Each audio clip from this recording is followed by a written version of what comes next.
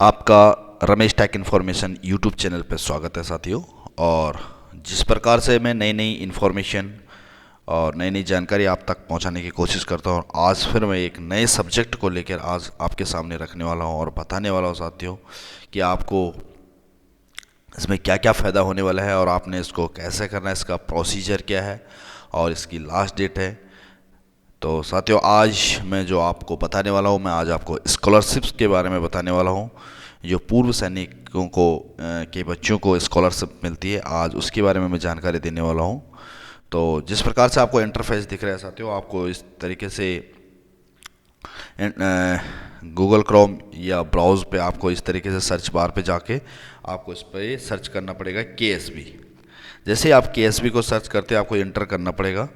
और जैसे आप इंटर करते हैं तो आपके सामने इस तरीके से कई लिंक्स खुल जाते हैं, URL आपके पास सामने खुल जाते हैं। तो आपको सबसे पहला जो URL आपको दिख रहा होगा, वेलकम टू केंद्रीय सैनिक बोर्ड डिपार्टमेंट, यानी ksb.gov.in, इस पर आपको क्लिक करना पड़ेगा। जैसे आप क्लिक करेंगे तो आपके सामने केंद्रीय सैनिक बोर्ड की एक वेबसाइट खुल जाएगी साथियों। और आज मैं आपको इस वेबसाइट के बारे में जानकारी देने वाला हूँ। इसमें आप अपने बच्चों के जो स्कॉलरशिप है, जो स्कूल में पढ़ रहे हैं, जो जिसको CA भी बोलते हैं, चिल्ड्रन एजुकेशन अलाउंस, और स्कॉलरशिप आप अलग अलग नाम से जानते हो, उसको आप यहाँ से रजिस्टर कर सकते हैं। और आपको मैं जानकारी दे देता हूँ, इसकी जो लास्ट डेट है अभी क्लास 1 से लेके क्लास 9th और 11th, इनकी जो लास्ट डेट है साथियों 30 मई है। आपके पास अभी समय है, आप अपने बच्चों को यहाँ पे स्कॉलरशिप के लिए अप्लाई कर सकते हैं।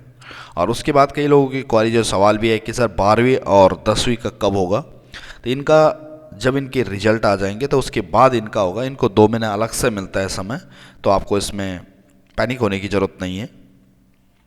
लेकिन जो अभी चल रहा है, लेटेस्ट चल रहा है, 1 अप्रैल से 30 मई 2 महीने का जो समय दिया हुआ है, क्लास 1 से 9th और 11th का जो स्कॉलरशिप अप्लाई का दिया हुआ है, जो कि आप अप्लाई करते हैं। और ये अप्लाई करने के बाद जिला सैनिक बोर्ड में जाता है, और जिला सैनिक बोर्ड से राज्य सैनिक बोर्ड में जाता है, और राज्य सैनिक बोर्ड से आपका केंद्र सैनिक बोर्ड में जाता है।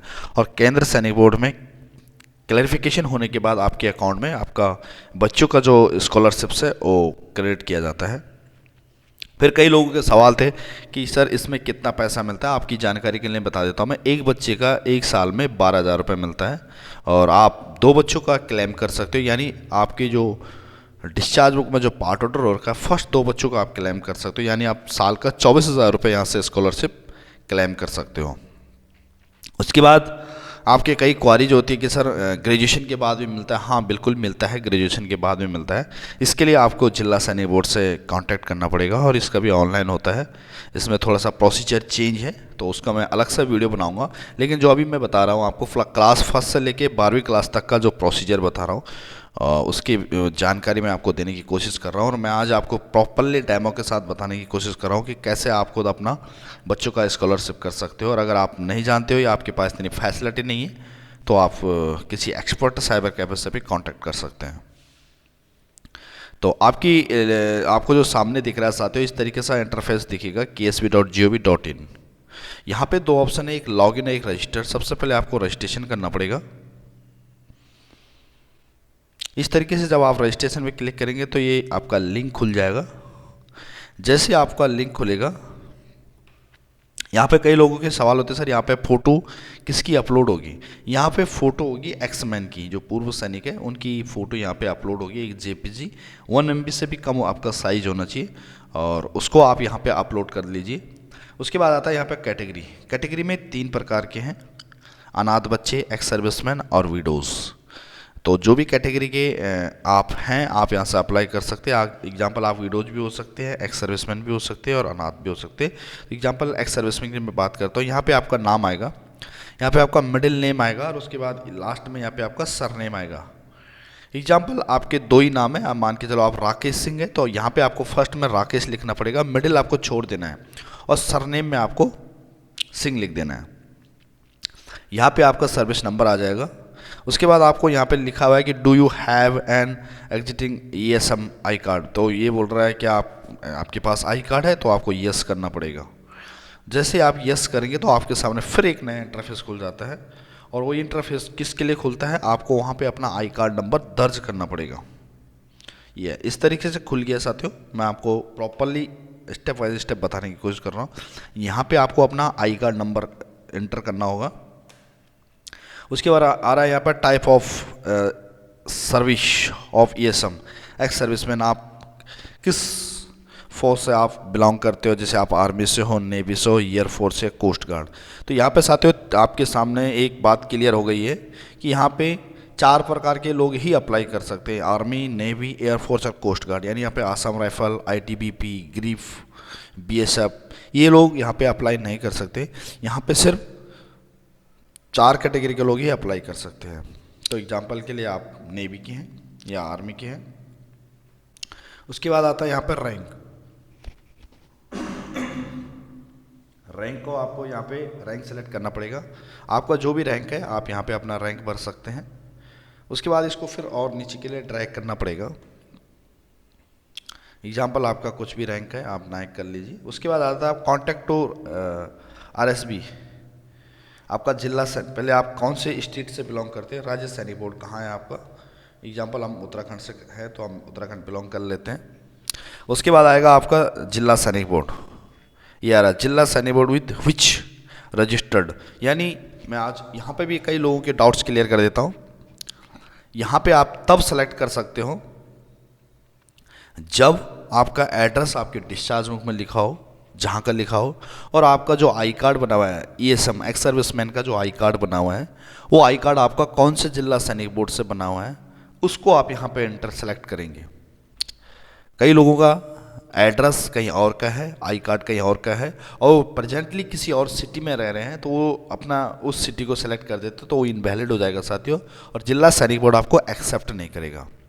तो आपको यहाँ पर ध्यान देना है, आपका डिस्चार्ज बुक में एड्रेस कहाँ का है और आपका आई कार्ड कहाँ का बना हुआ है, वही आपको सेलेक्ट करना पड़ेगा। तो एग्जाम्पल के लिए हम यहाँ पे कर देते हैं देहरादून कर देते हैं। इस तरीके से आपको इसमें सर्च करना है। उसके बाद यहाँ पे ईएसएम एक्स सर्विसमैन का आधार कार्ड नंबर आएगा, आप यहाँ पे अपना आधार कार्ड नंबर डाल सकते हो। उसके बाद जो नेक्स्ट स्टेप आ रहा साथियों, यहाँ पे आपको डेट ऑफ बर्थ डालनी है अपनी, और यहाँ पे आपको इनरोलमेंट डालना है। इनरोलमेंट यानी आप भर्ती कब हुए थे उसकी डेट आपको यहाँ पर डालनी है, और डेट ऑफ डिस्चार्ज, आप डिस्चार्ज कब हुए थे, ये डेट आपको यहाँ पे एंटर करना होगा। उसके बाद अगर विडोज हैं तो यहाँ पे डेथ कब हुई है वो डेथ भी आपको यहाँ पे डालना पड़ेगा। और उसके बाद फादर्स नेम, हस्बैंड, इसकी ज़रूरत नहीं है। उसके बाद यहाँ पे इम्पॉर्टेंट है कि आपको अपना ईमेल एड्रेस यहाँ पे पक्का एंटर करना पड़ेगा, और मोबाइल नंबर जो आपके पास लेटेस्ट और एक्टिव मोबाइल नंबर है वो आपको यहाँ पे एंटर करना पड़ेगा, क्योंकि जिला सैनिक बोर्ड आपसे कांटेक्ट भी कर सकता है, वेरिफिकेशन भी कर सकता है और आपसे जानकारी भी ले सकता है, तो इसलिए आपका मोबाइल नंबर एक्टिव होना चाहिए। उसके बाद एड्रेस, अब कई लोगों का यहाँ पर भी सवाल है सर इसमें कौन सा एड्रेस आएगा, मैं आपको जानकारी के लिए फिर बता दूँ, आपका एड्रेस वही यहाँ पे भरा जाएगा जो आपके डिस्चार्ज बुक में है। तो आप डिस्चार्ज बुक के हिसाब से आप इसमें एंट्री कर सकते हैं। यहाँ पे आपका एड्रेस आ जाएगा, यहाँ पे पोस्ट ऑफिस आ जाएगा, यहाँ पे तहसील आ जाएगी, कौन से सिटी से बिलोंग करते हैं, और इस पर फिर स्टेट आ जाएगा, आप कौन से स्टेट से बिलोंग करते हैं, फिर यहाँ पे डिस्ट्रिक्ट, कंट्री और अपने एरिया का पिन कोड। इस तरीके से साथियों आप इसमें एंटर करेंगे, और एंटर करने के बाद यहाँ पे आएगा फिर आपका बैंक लिंक। बैंक कौन सा है, फिर ये बोल रहा है use your bank account number linked with Aadhaar card number. अब आजकल कंपलसरी हो गया, मैं आपकी जानकारी के लिए फिर बता देता हूँ, आपका जो बैंक अकाउंट नंबर है वो आपके आधार से लिंक होना चाहिए। यहाँ पे आपको यस भी करना पड़ेगा कि हाँ लिंक है, और उसके बाद आपको अपना नाम, उसके बाद यहाँ पे कौन सा बैंक से आप बिलोंग कर सकते हो। यहाँ पे आपकी जानकारी के लिए फिर एक इम्पॉर्टेंट सूचना मैं आपको दे देता हूँ, यहाँ पे सर आप दो ही बैंक के पासबुक या अकाउंट को आप एंटर कर सकते हो, या तो एसबीआई या तो पीएनबी। कई लोगों के अदर्स बैंक में अकाउंट है तो वो नहीं चलेगा, वो इनवैलिड है और आपका क्रेडिट पैसा नहीं हो पाएगा। तो आप लोगों से रिक्वेस्ट है कि आप 2 बैंक ही इसमें रजिस्टर करें, एसबीआई या पीएनबी। उसके बाद यहाँ पे ब्रांच नेम आपको लिखना होगा, उसके बाद आपका अकाउंट नंबर आ जाएगा यहाँ पे, और उसके बाद यहाँ पे आईएफएससी कोड आ जाएगा। यहाँ पे पेंशनर्स पीपीओ, यहाँ पे आप पेंशनर्स हो नॉन पेंशनर्स हो, अगर आप पेंशनर हो तो आपको यहाँ पे अपना पीपीओ नंबर एंटर करना पड़ेगा। तो जैसे आप यहाँ पे अपना पीपीओ नंबर एंटर कर देंगे फिर एक वेरिफिकेशन कोड आता है, आपको इस वेरिफिकेशन कोड को यहाँ पे इस तरीके से दर्ज कर देना है। और जब आप इसमें एंटर कर देता है, एक बार फिर आपने ऊपर के लिए आना है, फर्स्ट में जहाँ पे मैंने आपको स्टार्टिंग से बात किया था, यहाँ पे आपने चेक करना है अपना फ़ोटो ठीक है, उसके बाद अपना डाटा चेक करना है। क्योंकि मैं आपकी जानकारी के लिए एक और फिर बता देता हूँ, अगर आपने यहाँ पे थोड़ा सा गलत डाटा लिख दिया, नाम, सर्विस नंबर, तो फिर आप उसको सही नहीं कर पाओगे और वो आपका गलत हो जाएगा, इनवैलिड हो जाएगा। जिला सैनिक बोर्ड भी आपका रिजेक्ट कर देगा आपकी एप्लीकेशन। तो आपको यहाँ पे ध्यान देना है, आपका नाम की स्पेलिंग क्या है, स्पेलिंग खास कर देख लेना, क्योंकि स्पेलिंग में बहुत मिस्टेक हो रही है। और स्पेलिंग आप वही लिखोगे जो आपके डिस्चार्ज बुक में है। आप अपने हिसाब से अपनी स्पेलिंग नहीं बनाएंगे, आपको अपने डिस्चार्ज बुक और आई कार्ड के हिसाब से लिखना पड़ेगा। और इस तरीके से जब आप बिल्कुल कंफर्म हो जाते हो, श्योर हो जाते हो, तो उसके बाद आपको इसको सबमिट कर देना है। तो इस तरीके से आप अपना रजिस्ट्रेशन कर सकते हो जिला सैनिक बोर्ड में। और एक बार फिर बता देता हूँ कि आपके पास जो डेट है 30 मई लास्ट डेट है, आप अप्लाई कर सकते हो और अपने ज़्यादा से ज़्यादा दोस्तों को इसके बारे में इन्फॉर्म कर सकते हो, उनको जानकारी दे सकते हो और आप इसका बेनिफिट्स ले लीजिए, क्योंकि बहुत ज़बरदस्त चीज़ है साथियों। एक बच्चे का 12,000 मिलता है और आप 2 बच्चों का क्लेम कर सकते हो। साथियों, मैं कोशिश करता हूँ नई नई जानकारियों के साथ आपके बीच आने की और आपको बताने की।